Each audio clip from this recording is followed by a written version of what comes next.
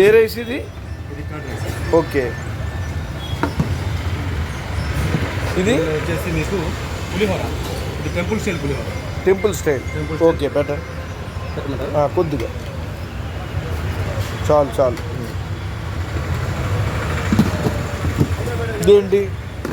ఇది వచ్చేసి ఆవకాయ అన్నం. ఆవకాయ.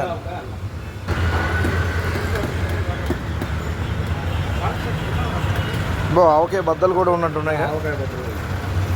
చాలు చాలు చాలు. సాంబార్ రైస్ నెయ్యితో చేస్తాడు. నెయ్యితో. ఓకే, చాలు.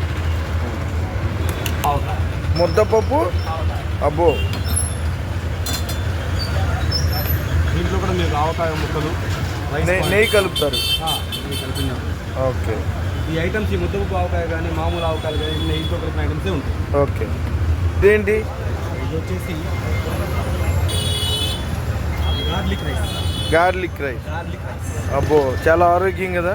చాలా ఆరోగ్యం. అదే. వెల్లుల్లి, పచ్చిమిర్చి. ఇందులో కూడా నెయ్యి వేస్తారు. దీంట్లో కూడా నెయ్యి.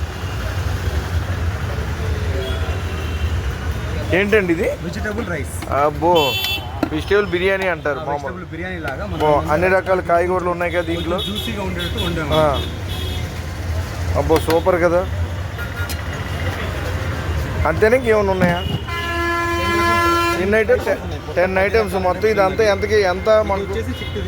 అంతే.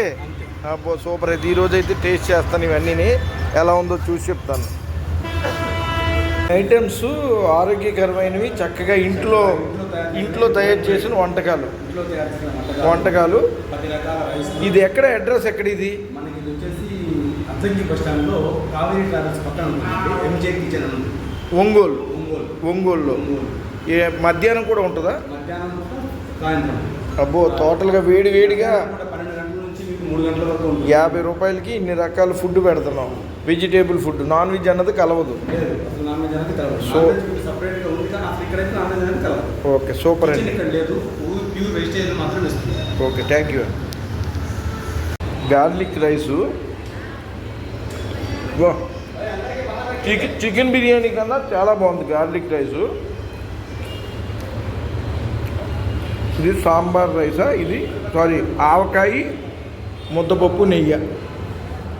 బాబా, చాలా బాగుంది.